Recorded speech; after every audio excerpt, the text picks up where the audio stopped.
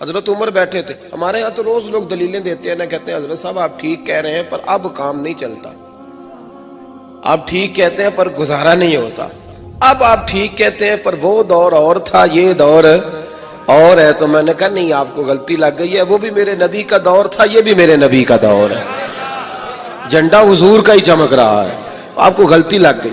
اب لوگ دلائل دیتے ہیں. حضرت عمر گھر میں بیٹھے تھے تو ان کا بیٹا بھی ساتھ بیٹھا تھا, کسی مسئلے پر بات ہونے لگی. حضرت عمر نے اپنی بات کی مضبوطی میں نبی پاک علیہ السلام کا ایک فرمان سنایا. تو آپ کا صاحبزادہ کہنے لگا ابا جی وہ تو ٹھیک ہے, لیکن جب یہ لفظ اس کی زبان پہ تو حضرت عمر نے تلوار نکال لی. فرمایا اٹھ نکل میرے گھر سے, میں رسول اللہ کی بات کرتا ہوں تو اگر مگر کرتا ہے, میں حضور کا فرمان سنا رہا ہوں تو اگر مگر کرتا ہے, نکل جا, کوئی جگہ نہیں تیرے لیے, چل دوڑ جا. جو میرے نبی پاک کا فرمان آنے کے بعد اگر مگر کرے وہ عمر کی چھت کے نیچے نہیں رہ سکتا, چل نکل. یہ کوئی بات ہے؟ پیار بھی کرتا ہے, کلمہ بھی پڑھتا ہے, اگر مگر بھی کرتا ہے.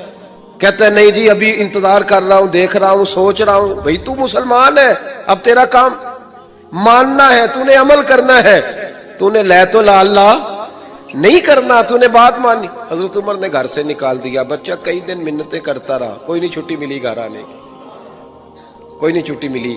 وہ امیر المومنین حضرت ابو بکر صدیق کے پاس گئے, کہنے لگے ابا جی سخت ہیں, آپ کو پہلے بھی پتہ ہے, میری سفارش تو کریں. تو جناب صدیق اکبر گھر آئے, کہنے لگے چل بس کر, تو سخت ہی ہو جاتا ہے, چھوڑ دے. کہنے لگے ابو بکر تمہیں پتہ ہے اس نے کیا کیا ہے؟ کہا ہاں, یہ کہتا ہے کہ حدیث میں وہی تائید ہی کرنے لگا تھا بس, لیکن نکل گیا منہ سے. کیا لفظ ہے حضرت عمر کے. فرمانے لگے ابو بکر دل پہ ہاتھ رکھ کے بتا, تیرا بیٹا ایسے کرتا تو کیا کرتا؟ جناب صدیق اکبر رو پڑے. فرمایا میرا امتحان نہ لے. ابو بکر رو پڑے, میرا امتحان نہ لے, مجھ سے نہ پوچھ کہ میرا بیٹا حضور کے مقابلے میں اگر مگر کرتا تو آپ کیا کرتے. تو جناب ابو بکر فرمانے لگے تو نے تو تلوار اٹھائی تھی نا, میں نے مار بھی دینی تھی, تو اٹھائی تھی. اگر مگر یہ غلام ہے, یہ نبی پاک کا غلام ہے, اس کو کہہ دیا جھوٹ حرام ہے تو کہتا میرا گزارا نہیں, اس کو کہا گیا یہ چیز غلط ہے تو کہتا کام نہیں چلتا. تو غلام ہے جس کو آپ نے غلام رکھا ہوا ہے, نوکر رکھا ہوا ہے. آپ اس کو کہیں جا 5 کلو چینی لے آ, وہ اگر آپ سے کہے نہیں 2.5 کلو منگا لو, مان لو گے بات؟ وہ کہے نہیں جی ابھی ٹائم نہیں, 5 کلو کیسے اٹھاؤں گا, بڑا مشکل کام ہے, 10 کلو سبزی بھی تو لانی ہے, تو مان لیتے ہو. اللہ رسول کو کہتے ہو آہستہ آہستہ نماز پڑھوں گا, آہستہ آہستہ نیک ہو جاؤں گا. امام احمد بن حنبل رحمت اللہ تعالی علیہ فرماتے ہیں مارکیٹ گیا, منڈی گیا, ایک غلام خرید کے لایا. گھر لا کے میں نے اس کو پوچھا تیرا نام کیا ہے؟ کہنے لگا حضور غلاموں کا نام نہیں ہوتا, آپ کسی اور کو بھی آواز دیں گے تو میں سمجھوں گا مجھے ہی بلا رہے ہیں. آپ نے فرمایا تو کھائے گا کیا؟ کہنے لگا حضور غلاموں کے نخرے نہیں ہوتے. امام صاحب فرماتے ہیں مجھے وجد ہو گیا اس کی باتوں سے, میرا وجود کے رونگٹے کھڑے ہو گئے. میں نے تیسرا سوال پوچھا, میں نے کہا تو یہ کمرے ہیں حجرے کوئی پسند کر لے, کہاں رہے گا؟ کہتے ہیں وہ رو پڑا, میرے پاس آ گیا.